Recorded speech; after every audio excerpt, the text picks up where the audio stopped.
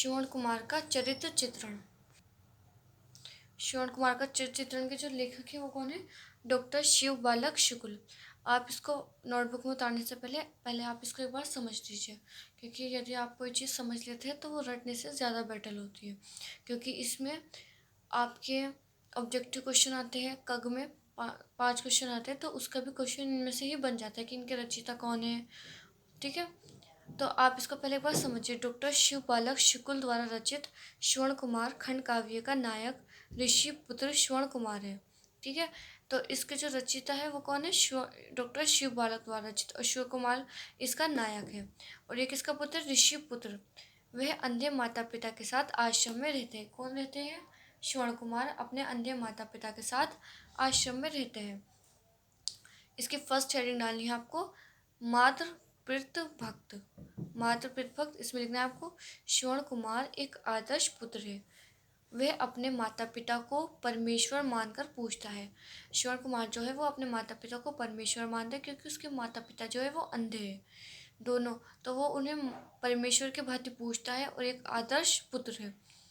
कांवर में बैठाकर वे उन्हें तीर्थों की यात्रा करता है। कांवर जो होते हैं, जैसे कांवड़िए चलते हैं तो वो एक टोकरी की टाइप की होती है, तो उसमें वो एक में अपने माँ को लेता है और एक में अपने पिता को बिठाता है। तराजू की तरह होता है और उसमें बिठाकर उन्हें पूछता है और उन्हें जगह जगह की यात्रा कराता है। कौन? श्रवण कुमार। तो उसमें लिखना है आपको, ये आपको ब्लैक पेन से लिखना है, ये ब्लू से लिखना है।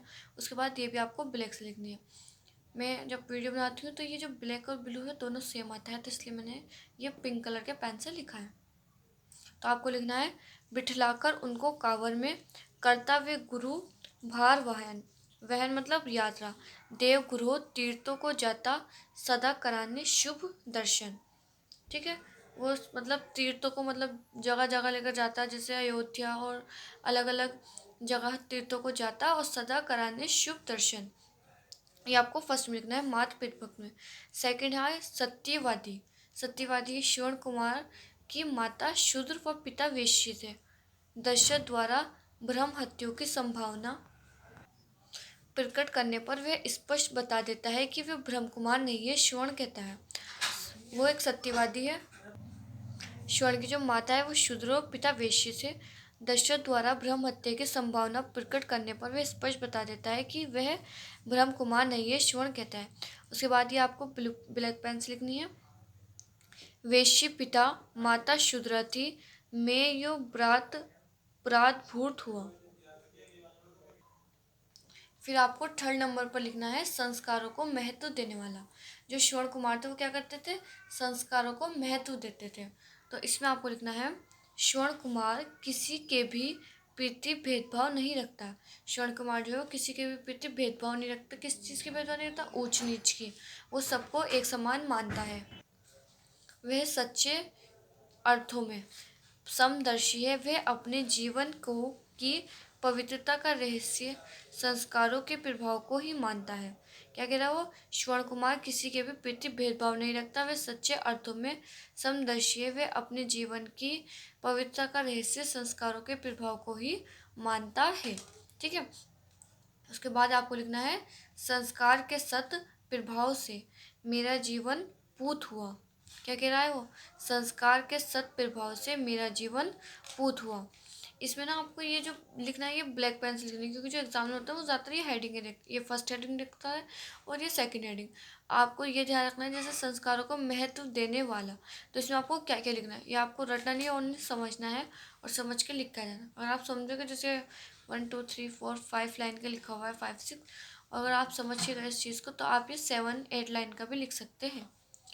फिर 4 नंबर पर लिखना है आपको, सरल स्वभाव एवं क्षमाशील। मतलब श्रवण कुमार जो था वो कैसा था? सरल स्वभाव वाला था, और क्षमाशील मतलब दूसरों को माफ़ करने वाला। इसमें आपको लिखना है, श्रवण कुमार स्वभाव से सरल है, उसके मन में किसी के प्रति ईर्ष्या नहीं है। ईर्ष्या मतलब इंग्लिश में इसको बोलते हैं जेलस फील करना, और ईर्ष्या मतलब दुश्मनी या किसी से नफरत करना। तो उसके मन में किसी के प्रति ईर्ष्या नहीं है। दशरथ के बाढ़ से घायल होने पर भी पास आए हुए दशरथ का वह सम्मान करता है। जब दशरथ उसको धनुष बाढ़ से घायल कर देता है तो वो तब भी उसके पास आकर दशरथ का सम्मान करता है। फिर आपको लिखना है भाग्यवादी। नंबर 5 पे ये कौन सी हेडिंग थी, नंबर 4 हेडिंग थी ये, और ये 5 में है भाग्यवादी। इसमें आपको लिखना है स्वर्ण कुमार पूर्ण भाग्यवादी, किसी भी अच्छी बुरी घटना को वह भाग्य का ही खेल मानता है। जब स्वर्ण कुमार के साथ कोई अच्छी बुरी घटना होती थी तो वो क्या कहता था कि शायद मेरे भाग्य में ही ऐसा लिखा है। तो वो क्या कह रहा है कि स्वर्ण कुमार पूर्ण भाग्यवादी, किसी भी अच्छी बुरी घटना को वह भाग्य का ही खेल मानता है। फिर लिखना आपको, जो भवितव्य वही होता है, उसे सका कब कोई टाल। मतलब जो भवितव्य वही होता है, जो भाग्य में लिखा वही होता है, उससे सका कब कोई टाल। और भाग्य में लिखा को किसी को कोई टाल नहीं सकता, जो आपके भाग्य में लिख दिया है। ये कंप्लीट हो गया है हमारे चैनल कक्षा 9 से 12 तक के लिए। यदि आप इस चैनल पर न्यू है तो इस चैनल को सब्सक्राइब करें, वीडियो को लाइक करें।